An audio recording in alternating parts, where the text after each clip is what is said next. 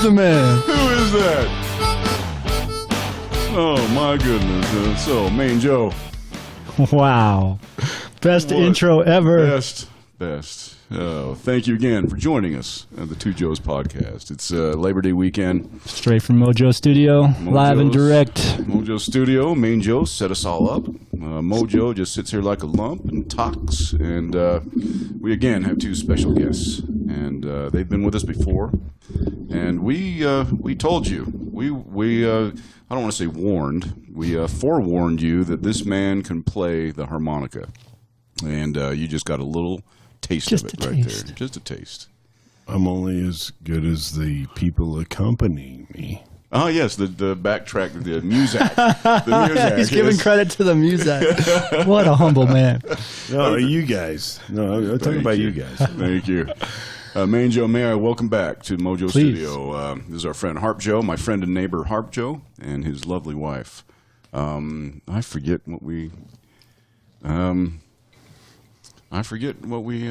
There was something, wasn't it? We had a good name. We had a great name. Oh, man. But we can probably use their real names. We do it with everybody else, every other guest we have. Well, it's up to them. Yeah. Are you guys good being outed? DanJoe. DanJoe works. DanJoe. Yeah. All right. Very good. Very good. So, once again, Main Joe, thanks for setting this up for us. It's Labor Day weekend. Tomorrow is Labor Day. And before I get into how I spent my day, and before we delve into what all of our listeners want to hear, which is the harmonica, how did you spend your day today? More sprinklers, more shrubbery? I'll give you one guess. Only one, because you're only going to need one. Yeah. Yard work? Sprinklers, you already said it. Sprinklers, all day. Yeah. Well, you saw my torture out front, too. Yeah, I'm surprised. It looks like you made a little progress, but I thought you had people working on that. Well, the funny part is we put in a lot of labor and a lot of money and a lot of parts, and we made zero progress. Ooh, that's zero. Too bad. Well, my good friend G.I. Joe, the bow hunter, he's been doing sprinklers for 30 years. Mm-hmm. And we dug and looked around, replaced valves, replaced this and that. We cannot figure out why one of the lines is now diminished in power. We know there's no break. We know for a fact there's no break underground. Oh, I beg to differ. Well, every head. Here's what I suggest. Every head's popping up, but the power's diminished. Yes. Here's what you do. You let all those heads pop up. You put a cap on every single one of them. You cap them all, and then you turn on the water and wait, and the problem will reveal itself. It might take a while, but it will reveal itself because that water's going to bubble up. It's going to percolate. Eventually. It's going to reveal itself. I think it would take longer to cap off all the sprinkler heads. How many is it on one line? There's 9 on that one line. Yeah, that's a lot, but you got to do it if you want to find why the power's gone. That's what it takes, man. Yeah. I know. I've been there, done that. Yeah. This summer I did it. I had like a 5 headline, and it was just the power's diminished. Couldn't figure out why. I dug them all up. They all looked fine. Nothing was leaking. So I capped them all. I turned on the water and just waited. Yeah. And then I went out there to check to see if I could find anything. And I'm like, oh, wow, looks like our neighbors are watering their line irrigation style because there was a river going right down my fence line there. And I was like, wow, that was my water percolating out next to my tree, which had such a nice spring. It grew and popped a line. Oh, nice. And it was deep, so it took a while for that water to work its way up and out. Yeah. But I found it. Well, I got to say, I lucked out in the sprinkling system I have in my yard now. It was installed back in July of 2006, so a little over 13 years ago. This is the first issue I've had with it whatsoever. No broken lines, no heads need replacing, anything. Every spring, when I fired that thing up, it worked beautifully. So, G.I. Joe, thank you for your hard work, and thank you again for what you've done for us recently. And we'll figure it out, Main Joe. We'll figure it. Now, HarpJoe and DanJoe, you guys have sprinkling system issues too, don't you? Pretty much every year, or never? Not anymore. Not anymore? We invested in the sprinkling system. Oh, sorry. We invested in a sprinkling system, and it's really done well. It's nice. Taking care of things. Nice. Well, and you guys have the second nicest yard in the neighborhood. Only your across the street neighbors. Don't bring it. It's a hard act to follow, right? Yeah, especially when you're living across the street from him. I know, man. He's a beast. Yeah. He's like on top of his game. Oh, indeed. So if HGTV, you could just like film him like in his running yard for like 30 minutes. Yeah, it'd be the #1 hit show on HGTV. So he would be the #1 on HGTV. And when they came and viewed my house and saw camera footage of my house, it would be the world's best turnover. This is the one that. I'll give you props, my friend. Your yard just has not like disappointed this year. Well, thank you. Thank you. It's very well groomed, and then obviously there's a sprinkler problem, and you addressed it instead of just like ignoring it and letting your yard go to crap. Yeah, right? Yeah. Thank you. I appreciate that. You got to have that, man. It's home ownership. Good cred, man. Yes, thank you. Yeah. So, how have you guys spent your Labor Day weekend? And may I even extend it back to the Utah BYU football game on Thursday? Did you watch that? And what have you been doing? So I did, and I stayed up, and I stayed up through the storm delay, and they went to the Scott Van Pelt thing on ESPN, and then when the game resumed, luckily I was looking on the Gamecast on my phone, and then I had to turn on the radio, the KSL radio. Yeah, I should have done the call, the 910, the Utes feed, but I love like the Greg Wrubell. He's so fun to listen to, especially when his Cougars are getting their ass kicked. One more snap and it's the end of the game. But I mean, they did what they needed to do. They just marched it down the field and then. Kneeled down at the 1 yard line, And that was a classy thing. That was. But it wasn't on ESPN, which is like the channel that signed on. Yeah. So as soon as it resumed, they should have went back to that game, but they did not. Yeah. Yeah. And what about you? What'd you do? I was down at our favorite sports bar watching it with an old high school friend of mine. So when the rain delay, what happened in the huddle? Lots of drinking and talking But and did the game ever come back on? No, it didn't. It never came back. That's right. It didn't. My point. Exactly. I did not think of that until right now. By the time I got home, they had won the game.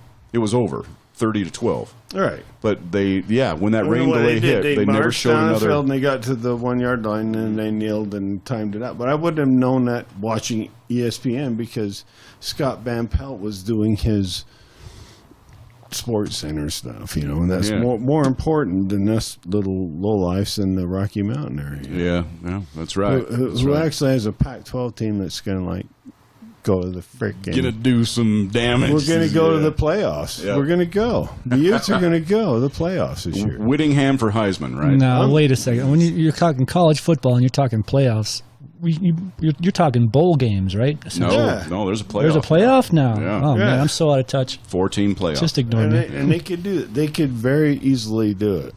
Yeah. Because they. Yeah. Yeah. Well, back in 2008, when they went undefeated and beat the hell out of Alabama. We were there. You were there, really? Not in Alabama, but we were in their uncle's basement, which is like second best thing. Nice. But we were watching it. And I think it was only like 2 or 3 years later they implemented the playoff system. The Utes would have kicked anybody's ass that year. They would have rolled over the Tide. They had all those Islanders on their team. The Utes did, and nobody like Alabama and everybody in the SEC and all had no clue about how badass Islanders are at playing football. Badass. Right? And doesn't it seem like every other one of them's named Kafusi? And or names you can't pronounce and don't even try to pronounce. And why do people even try? But they do, and they do an effective job. Indeed. But watching them play, Yeah. What's on tap for the holiday tomorrow? Joe, do you have anything going for the actual holiday itself, Monday? I've got rough plans. Tuesday is my birthday, so tomorrow I'm going to hang out with my daughter all day, and then tomorrow evening my wife was going to meet up with us. We're doing dinner and a movie, and the movie we're going to see, if we can find a theater for it, is Yesterday. Oh, nice. So that's my plan as of now. Yeah. Great show. I've seen it. We've talked about it many times on the podcast. Yeah. Can't wait to see it. The HarpJoe and DanJoe, have you guys seen Yesterday? Not yet. We will. Hey, that's surprising. DanJoe was always so much into the Oscar-worthy movies, and we got to see them and all this, and you guys have slacked off a little bit. You're getting into the great outdoors too much. No, we haven't slacked off. It's like because we can't slack off. Yeah. Or busy. There you go. Busy. So tomorrow, I'm hoping to go see a movie called Peanut Butter Falcon. Which we talked about with Becky. With Becky last week. Mm-hmm. Yeah, very excited for that. I'm hoping HarpJoe and DanJoe can come along for that one. And what do you guys have planned for tomorrow? Anything firm yet, or is a movie a possibility? It's a possibility. Okay, very cool. That's DanJoe. She's like 3 feet away from her microphone, but that's okay. We'll see how it works. Yeah. Try and take care of it in post. Yeah. I'd give you a different microphone stand, but I don't know my own strength, and I broke it. In other words, get up next to the mic when you want to talk. One fist away, I think isn't that what Rogan says? That's what Rogan says. Yeah. The podcast God himself. Well, Main Joe, I've been skipping around it long enough now, and I'm excited to get into a certain topic. And I think any of our listeners out there who are of a similar mind want to get into this. I want to start with something I learned when I first became friends and neighbors with HarpJoe 10, 12 years ago, that I didn't realize that a harmonica is actually called a mouth harp. Listeners, I don't know how many of you knew that either, but I've verified it. That's what it's called. It's a mouth harp. And often we will shorten that just to harps. Ah, yeah. You know, That's a good idea.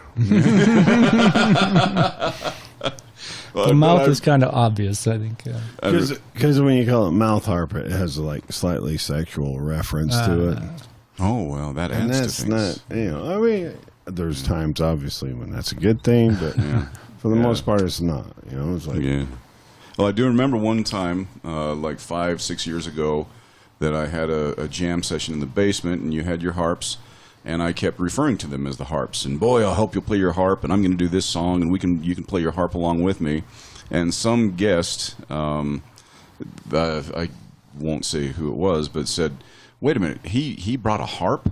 Meaning, the big tingy angel thing on the clouds and everything. He brought an actual harp. And I go, no, the harp means mouth harp, which means harmonica. So, anyway. I just, I mean, throughout my journey playing the harmonica, I really respect, like, the friends I've met that play good. But, I mean, Mark. I remember when you started out, when I first met you, you were just starting to learn how to play guitar. I was, yeah. And then there would be certain times when we were like on a campfire or something, and you just like played like the Cave or something. Yeah. And I played harp with that. And no, it's been. He came over one night, Main Joe, and had Conga Joe with us that night, and he was on banjo. I mean, Cool. he's a percussion guy, but he picked up the banjo and learned this song. And the first night that we ever made music with HarpJoe, he had never heard this song before. It was Little Lion Man by Mumford & Sons. Never heard it. And so we start playing it. I think we played it through one time. and you did your accompaniment and everything. Sure. The second time it was recorded. And it was incredible. It's still on my Facebook feed. I still listen to it. So when we first met and started playing Night Moves by Bob Seger, right? Yeah. And then I just started playing the harp along with him, and he just started. I mean, he cracked up, right? He's like, "Holy crap! Holy crap! No way!" You gotta love his enthusiasm. No man. way. I mean, but I was like, "Let's do this. Let's freaking jam, man! You guys, let's jam." And well, that night we did Little Lion Man. Oh. Where I'm on the guitar, and Conga Joe's on the banjo. You're on the mouth harp. we did that. I mean, and just like so many songs, like afterwards, and like we were just hanging out, drinking and stuff, Countless. Yeah. and just playing songs, and grid songs. But your mouth harp took over the lyrics. Well, your mouth harp was the lyrics for the song. It was just part of the experience we were having. I'll tell you what, I'm not going to take more credit than credit is due with the accompaniment, right? The group that we were with. That's just fun. And it's like every time we come over here, you whether they're out there in the driveway or in here or downstairs. I mean, freaking mad jazz. Music, yeah. And how about Mary Jane's Last Dance? Oh, well, there's that. I mean, but anything else. Yeah. And it's like, if I had to go up on the drums, okay, I'll just go up on the drums. You can get behind a drum kit and go nuts. And it's just fun. It's just so fun. And, playing music. This guy is like out of control. Oh, yeah. He's the engine man. Sorry for using your name and everything. No worries. I'll edit it out. He's our rhythm engine. But I love. I mean, his musical scope and everything. We were doing that freaking Tom Petty that one night, and just like the waiting and stuff. I like the waiting, and he starts playing it, and I'm just like, it was so fun. We've had some awesome jams. Yes, incredible. Yeah. Okay. Well, now I'm curious on an elegant way to segue into him pulling out one of his mouth harps and doing something for us. I mean, how do we ask him a question to demonstrate something, or just talk about why does he love the harp so much? And we know kind of why he picked it up in the Navy, and it was convenient. It's small, you can pack it and all that. But maybe I don't know what he loves about it. When you first began playing the harp, were you on a ship at the time? Yeah. Were you in a port? Yeah. You were on a ship. Yep. And did you have one harp that you started learning on, or did you have a kit by that time? Yeah, I think it was a C harp predominantly, right? And I just played that, and then I realized there's different keys to make it that sound. I mean, I'm just like there are so many songs out there that like people, artists do that like have that sound.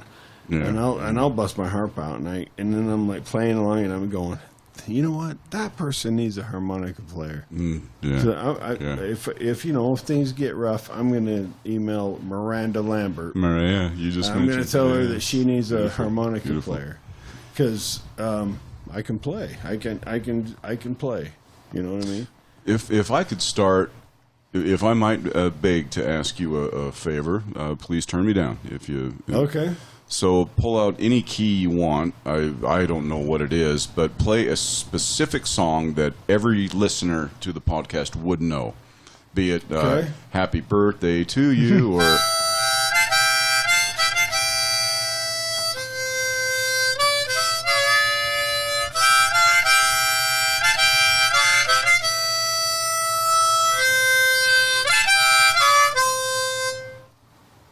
Do you guys recognize that song? No. It's a long day for a Saturday. Regular crowd shuffles in. There's an old man sitting next to me, making love to his tiny Ken gin. Wow.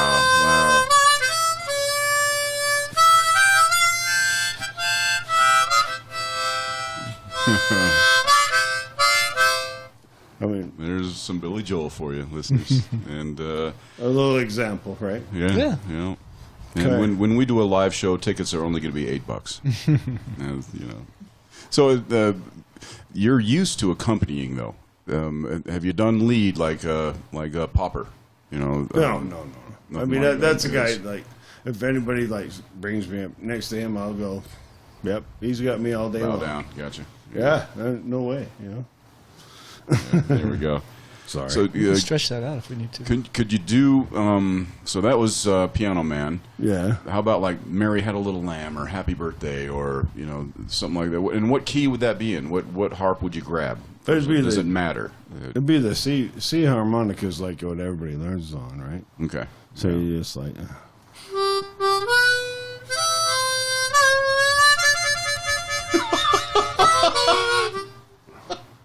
I'm trying to remember how to play Happy Birthday. Happy Birthday. I mean, I don't know. I love it. Yeah. I don't know. Happy Birthday. He put his own soul grasp on it right there. That's right.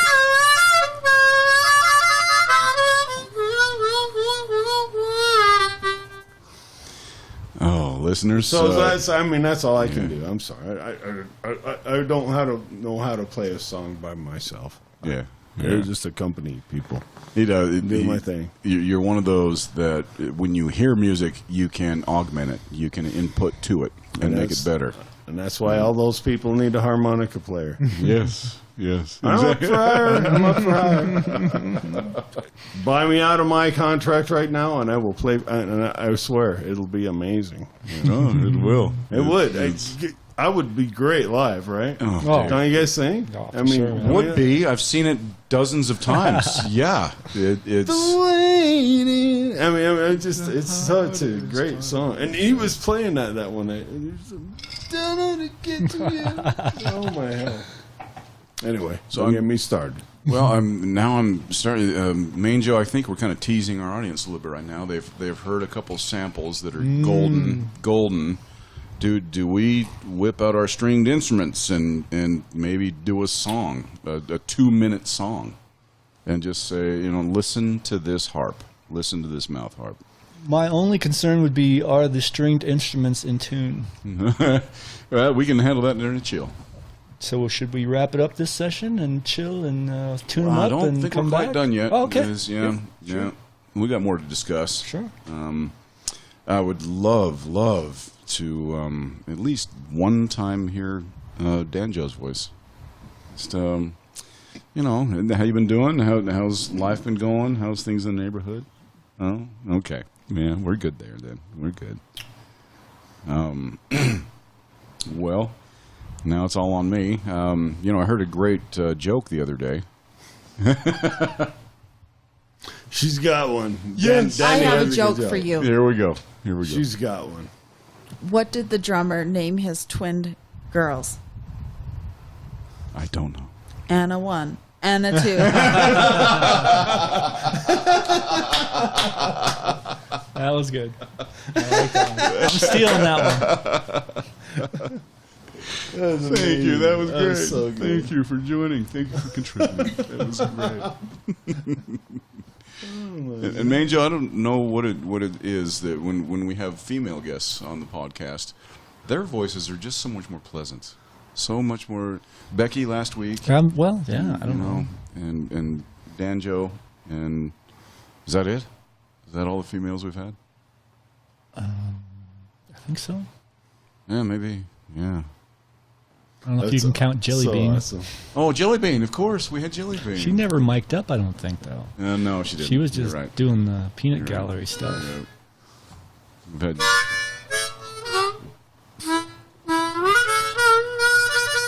oh, listen to this.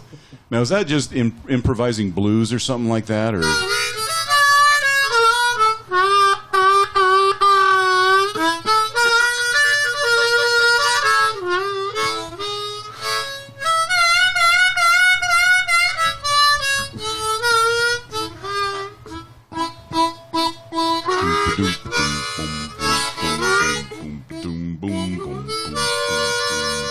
All right, I'm done. Sorry. Another question rises, HarpJoe. So in the kit that you've brought over to the jam session so many times, it's a little briefcase. How many total harps are in there? 14. 14. Wow. And so each of them are labeled with an A, a B, a C, a D, all that kind of stuff. And then you have sharps too. And, Yeah. Yeah. Okay. And so when you're listening to a song that you want to join in, do you just kind of experiment and grab a harp and see if it works? And Yeah, I'll play it off to the side and just make sure I'm in key. Mm-hmm. And then once I find it, I just go. And Danny knows it too. She'll like go do this too. She'll like give me the thumb. It's in key. that's the right one. Go ahead. Yeah. Very nice. Yeah. So now, what's the difference between a key and the letters on the harps? The A, B, C, D, G.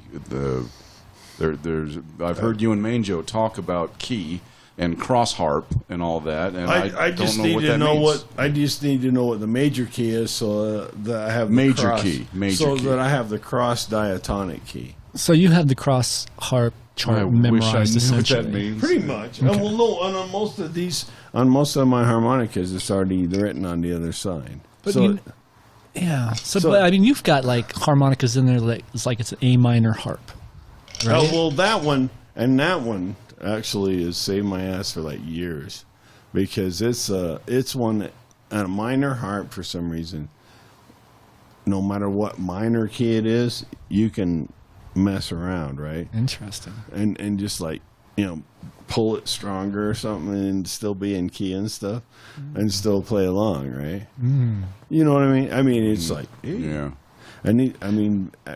So there's serious. But what I was getting at is that you never hear of a song. Oh, this song's in key of A minor, or do you? And I've just never. Never run into them. Last Dance is A minor. Oh, yeah, that's true. I would say the key of A, but I guess technically it's A minor is more. Angie's A Yes, minor. it's more correct. You know what I mean? Okay. You know what I mean? There's a ton of minor songs. And what's cool is that harp like covers most of the minor songs. You just crawl up a little bit higher and like play a little harder. Interesting. And then you just like. But I just heard something right there that helped me understand a little bit better.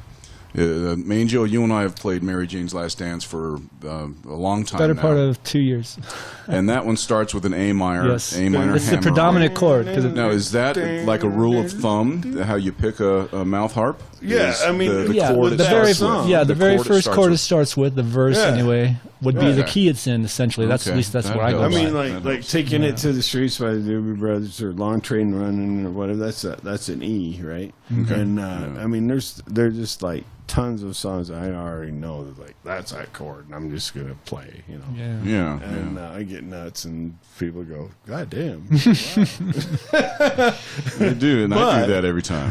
Yeah, I do too. But it sounds amazing. but it's like you can if you're not on, you sound like crap.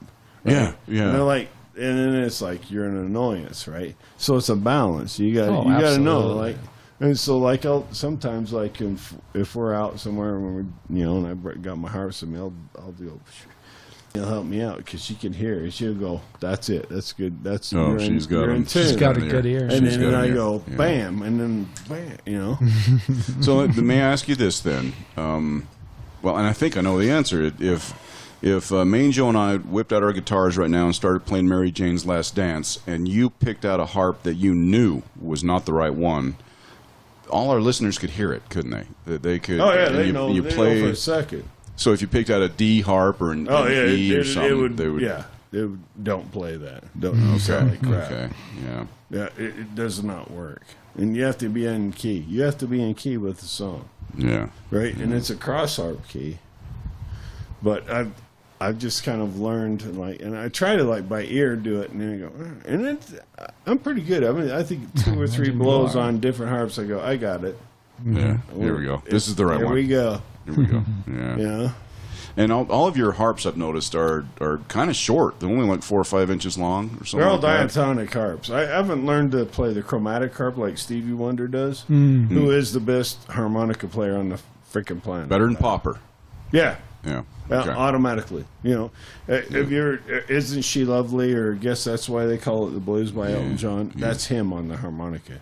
And Yeah. it's a chromatic harmonica, and it's like it's played like they're imitators, and you just automatically know it's Stevie Wonder, right?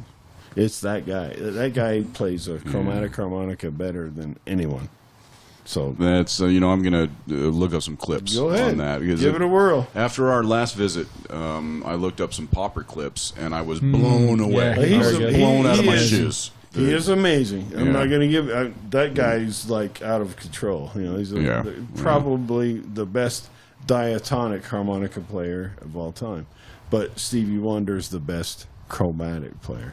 And the good thing about a chromatic is this is one harp, and he just slides it over to get the sharp and flat keys. It's a longer one then. It's Yeah, yeah. 6 or 8 Yeah. inches long. Yeah. That's where I kind of learned that I'm not going to call myself a harp player, but after my dad passed away, I found one of his harmonicas, and it was a long one. It was like a foot long. So there's 2 songs. 2 songs you listen to is Isn't She Lovely by Stevie Wonder, or I guess that's why they call it the blues yeah. by Elton John. Gonna And they're look that both up. Stevie Wonder, right? Yeah. And he is like, sorry.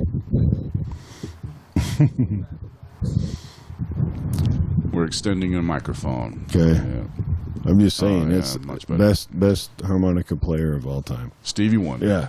Oh yeah, hands down. Well, I'm going to research that, and I'll probably end up agreeing with you. Listeners probably do that too. Let us know down below who's the best harp player of all time. That's a mouth harp, not the ones you see up the tabernacle. Which are also cool. I've seen some amazing harp. I have too. Yeah. So I was at Grand America for a conference last fall, and there was a young lady, probably 15, and they're playing the harp for everybody going through the buffet. And I was hypnotized by her for a good 3 or 4 minutes. I said, oh man, she's obviously studied this and loves it. Yeah. And I love watching when I get a chance to watch somebody practice what they love doing. It's one of my favorite things ever. And I don't care if it's music or the guy who came and installed 2 toilets in my house recently. I loved watching what they do because they know how to do it. Yeah, and, it is impressive. Yeah. Well, Main Joe, I've got to hit the restroom and refill my. How are we looking? Looking good. We have a good first segment, 31 minutes. How about an outro? You ready for the outro? Can you give us an outro on? Give it a whirl. Yeah. Oh, give it a whirl. I love his modesty. I know. It's, Until the next segment, people. Be right back.